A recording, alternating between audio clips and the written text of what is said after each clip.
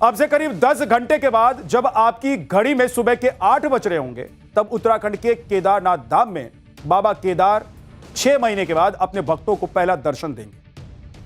आज बाबा केदार की डोली केदार धाम पहुंच चुकी है। शुभ मुहूर्त में मंदिर के कपाट खुले और वो बाबा केदारनाथ के दर्शन कर पाए। इस बार तीर्थयात्रियों में केदारनाथ समेत 4 धाम की यात्रा का जबरदस्त क्रेज दिखाई दे रहा है। आप देखिए कि 4 धाम यात्रा शुरू हुए अभी 2 दिन हुए हैं और 19.5 लाख लोगों ने रजिस्ट्रेशन करा लिया। केदारनाथ धाम के लिए 6,80,000 रजिस्ट्रेशन हो चुके हैं।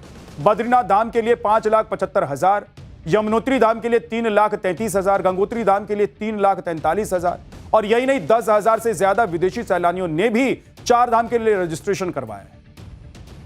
केदारनाथ के दर्शन के लिए 24 घंटे पहले से ही लोग कमकपाती ठंड में कैसे लाइन लगाकर खड़े हैं, आपको दिखाऊं।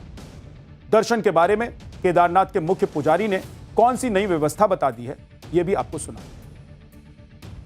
कल केदारनाथ धाम में कपाट खुलने से पहले मंदिर को भव्य तरीके से सजा दिया गया, लेकिन बीच रास्ते में बर्फ के ग्लेशियर्स ने श्रद्धालुओं का रास्ता कैसे रोक दिया और अब भोले के भक्त केदार घाटी कैसे पहुंच रहे हैं, यह भी आपको दिखाऊं। केदारनाथ धाम के कपाट खुलने से पहले जो तस्वीरें भक्तों का मन मोह ले रही है, वो है मंदिर की भव्य सजावट। केदारनाथ धाम को 51 क्विंटल फूलों से सजाया गया है। इसके लिए देश भर से 40 किस्मों के फूल चुन चुनकर केदार धाम मंगाए गए। मंदिर पर फ्लावर डेकोरेशन का काम करने के लिए गुजरात से एक टीम बुलाई गई। कल से ही यह टीम पूरे मंदिर परिसर को फूलों से सजाने में जुटी हुई। यहां तक कि कल देर रात तक भी मंदिर को सजाने का काम चलता रहा। केदार घाटी से एक रिपोर्ट देखिए। कल 22 अप्रैल है और बाबा केदारनाथ के दरबार में इस समय बर्फबारी हुई है और बर्फबारी के बाद का सीन देख सकते हैं। जो तस्वीरें हैं आप देख सकते हैं। जिस रास्ते से मैं होकर आ रहा हूँ पूरी तरह से बर्फ को काट कर रास्ता बनाया गया है। इधर दूसरी तरफ बाबा केदार के धाम हैं मेरे दाईं तरफ, लेकिन पहाड़ों की तरफ मैं अगर आपको दिखाना चाहूँ, तस्वीरें दिखाऊं, तो देखिए किस तरह की तस्वीरें हैं। इस कदर बर्फबारी हुई है इस बार, जिसकी वजह से बाबा केदार के धाम में भी अभी तक बर्फ नहीं हटी है। पहाड़ पूरी तरह से लकदक है, पूरी तरफ से पहाड़ बर्फबारी के चलते लकदक हो चुके हैं। दरबार में बर्फबारी है। आप गंगोत्री यमुनोत्री के बाद सीधा जो मूवमेंट होता है श्रद्धालुओं का, वो सीधा धाम की तरफ होता है। धाम में देखिए स्थिति में दिखा रहा हूँ किस तरीके से सजाया जा रहा है। रात को भी हमने दिखाया 50 कुंतल से ज़्यादा फूल यहाँ लगाए गए हैं। बंगाल से फूल मंगाए गए हैं और ना जाने कहाँ कहाँ से फूल मंगाए गए हैं। और ये जो नज़ारा है अपने आप देखता बनता है। लोग यहाँ पर अपने मिलने वाले अपने घर परिवार वालों को फ़ोटो के मार्फत, वीडियो कॉल के मार्फत दिखा रहे हैं। देखिए मैं इस समय धाम में मौजूद हूँ और धाम की जो अलौकिक तस्वीर है सीधा आपको दिखा रहा हूँ। टाइम्स नाउ भारत पे आप देख रहे हैं ये तस्वीरें।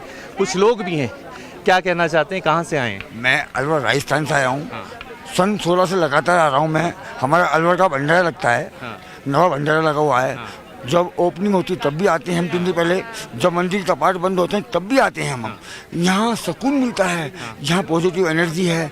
केदार वो भूमि है जहाँ शंकराचार्य ने खुद को अपने आप समाधि लीन किया और प्रशासन की बहुत सी व्यवस्था है, यात्रियों में उत्साह है और हर साल बाबा का श्रृंगार, बाबा सस्ते हैं। एक अलौकिक आनंद आता है यहाँ पर आने के बाद। फूलों से बाबा का श्रृंगार किया जा रहा है। 50 कुंतल फूल लगाए गए हैं गेंदे से। अलग अलग राज्यों से फूलों, जहाँ जिस राज्य का फेमस फूल है उस फूल को यहाँ लगाया जा रहा है। अपने आप में बेहद आकर्षक का केंद्र है। अलौकिक फोटो है इस समय। केदार धाम के कपाट भले ही कल खुलेंगे, लेकिन उत्तराखंड में 4 धाम यात्रा 2 दिन पहले यानी कि 19 अप्रैल से ही शुरू हो चुकी है। उत्तराखंड के इन 4 धामों में गंगोत्री, यमुनोत्री, केदारनाथ और बद्रीनाथ धाम शामिल है। दुर्गम पहाड़ों में स्थित ये चारों धाम हर साल अक्टूबर या नवंबर में सर्दियों की शुरुआत के साथ ही बंद हो जाते हैं और लगभग 6 महीने बंद रहते हैं। इसके बाद जब मौसम बदलता है और गर्मी आनी शुरू होती है, तब अप्रैल या फिर मई में चारों धाम के कपाट खोले जाते हैं। उत्तराखंड में चारों धाम की यात्रा दक्षिणावर्त दिशा में पूरी करने की मान्यता भी है। इसलिए सभी तीर्थ यात्री अपनी यात्रा यमुनोत्री से शुरू करते हैं और गंगोत्री होते हुए केदारनाथ पहुंचते हैं और अंत में बद्रीनाथ के दर्शन के साथ ही 4 धाम यात्रा पूरी हो जाती है। ऐसा नहीं है कि एक साथ सभी धामों की यात्रा करना जरूरी है।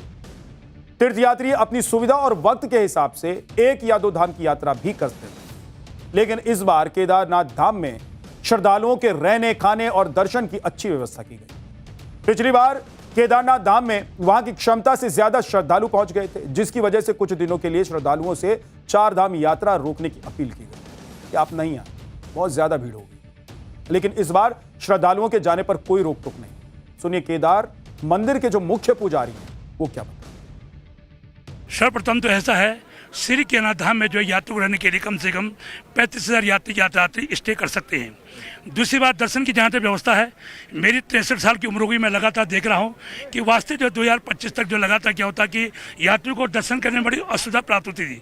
लेकिन इस बार श्री केदार सभा और मंदिर समिति और हमारे जिला प्रशासन द्वारा जो है एक विशेष व्यवस्था यात्री के हित में कर दी गई है, वो ये रेलिंग की व्यवस्था है। इस रेलिंग की व्यवस्था होने से क्या होगा कि यात्री जो जहाँ 4 घंटे लगते थे, वहाँ यात्री 1 घंटे में दर्शन करके अंदर से बाहर आ जाएगा। हाँ। अच्छा, इस बार जो व्यवस्था की बात हो रही है, मोबाइल फोन्स जो हर आदमी यहाँ पे हमने देखा, बहुत सारी वीडियो रील्स वायरल होती थी, इस बार वो व्यवस्था बंद की गई है। कैसे देखते हैं इस कदम को, क्या कहना चाहेंगे? ऐसा है कि मंदिर परिसर के बाहर यात्री फोटोग्राफ खींच सकता है। कल 22 तारीख से ये व्यवस्था लागू हो जाएगी। यात्री को अंदर जाने से पहले अपना मोबाइल जो है जमा करना पड़ेगा। वही काउंटर होगा जब मंदिर के जहाँ लाइन लगती है, उधर जमा करना पड़ेगा, तब यात्री अंदर जाएगा। यहाँ परिसर में न यात्री बाहर आके कोई फोटोग्राफी या वीडियोग्राफी नहीं कर पाएगा। 4 धाम की यात्रा यमुनोत्री से शुरू होती है। यमुना को सूर्य की पुत्री और यमराज की बहन माना जाता है। मान्यता है कि यमुनोत्री में स्नान और दर्शन से मृत्यु के भय से मुक्ति मिलती है। यमुनोत्री धाम में मां यमुना का आशीर्वाद लेने के बाद यात्रा का अगला चरण गंगोत्री धाम होता है। गंगोत्री मंदिर से लगभग 19 किलोमीटर ऊपर है गौमुख। यहां से निकलने वाली गंगा की धारा भागीरथी के रूप में बहती है। भागीरथी की जलधारा देवप्रयाग में अलकनंदा से मिलकर गंगा बन जाती है, जिसे हम सब मां गंगा के नाम से बुलाते हैं। हर दिन लगभग 20 लाख श्रद्धालु गंगा में आस्था की डुबकी लगाते हैं। इस बार केदारनाथ में श्रद्धालुओं को धक्का मुक्की नहीं सहनी पड़ेगी और बड़ी आसानी से 1 घंटे से भी कम वक्त में श्रद्धालुओं को बाबा केदार के दर्शन हो जाए। इसके लिए मंदिर के बाईं तरफ एक रेलिंग कॉरिडोर बनाया गया है। इसमें एक जगह से श्रद्धालुओं की एंट्री होगी और वो बिना धक्का मुक्की के रेलिंग कॉरिडोर से होते हुए मंदिर के गर्भगृह तक पहुंच जाएंगे। हमारे सहयोगी अभिषेक सिन्हा ने रेलिंग वाली नई व्यवस्था का भी जायजा लिया। देखिए, रेलिंग मैं आपको दिखाना चाहूँगा। सबसे पहले रेलिंग की ये व्यवस्था है जिसकी वजह से यहाँ प्रांगण में काफ़ी भीड़ लगा करती थी। भीड़ के साथ क्या होता था, धक्का मुक्की होती थी, काफ़ी धक्का मुक्की होती थी। लोगों के जो दर्शन करने में काफ़ी दिक्कतों का सामना करना पड़ता था। ये देखिए, ये रेलिंग बना दी गई। अब इसमें प्रॉपर यहाँ से उसकी एंट्री होगी और लाइन लग के वो यहाँ 4 उसमें बांटा गया है इसे। और अभी से लोगों ने यहाँ बैठना भी शुरू कर दिया है। कल कपाट खुलने हैं और अभी से बैठना, अपने नंबर लगाने शुरू कर दिए। आप देखिए, पूरे लाइन में यहाँ नंबर लगने शुरू हो चुके हैं। 24 घंटे पहले हम आपको दिखा रहे हैं ये तस्वीरें। मतलब इस बार बाबा के भक्तों को दर्शन तो बिना परेशानी के मिल जाएंगे, लेकिन इस बार केदारनाथ धाम में रीलबाजों की परेशानी बढ़ गई, क्योंकि केदार धाम में रीलबाजों की एंट्री बैन कर दी गई। अगर कोई रीलबाज श्रद्धालु बनकर मंदिर में एंट्री करने की कोशिश करता है तो सिर्फ बाबा के दर्शन ही कर पाएगा, कोई वीडियो या फिर रील नहीं बना पाएगा। ऐसा इसलिए क्योंकि रुद्रप्रयाग पुलिस ने इस बार केदारनाथ मंदिर में कैमरा या फिर मोबाइल ले जाने पर पूरी तरीके से रोक लगा दी। रुद्रप्रयाग की एसपी निहारिका तोमर का कहना है कि यह नियम इसलिए बनाया गया है ताकि मंदिर की गरिमा और पवित्रता बनी रहे। सुनिए। हमारा मंदिर परिसर का प्रांगण है, वहाँ पर किसी भी प्रकार की रील बनाना, वीडियोग्राफी करना प्रतिबंधित है और जो हमारी परिधि है उसमें मोबाइल फोन का प्रयोग भी प्रतिबंधित किया गया है। इसी क्रम में हमारे प्रशासन द्वारा इस बार एक मोबाइल काउंटर, एक लॉकर का सिस्टम भी बनाया गया है। इसमें मैं सभी श्रद्धालुओं से ये अपील करना चाहूंगी कि किसी भी प्रकार की वीडियोग्राफी या फिर रील बनाना मंदिर परिसर में ना करें, ताकि मंदिर परिसर की गरिमा और पवित्रता बनी रहे।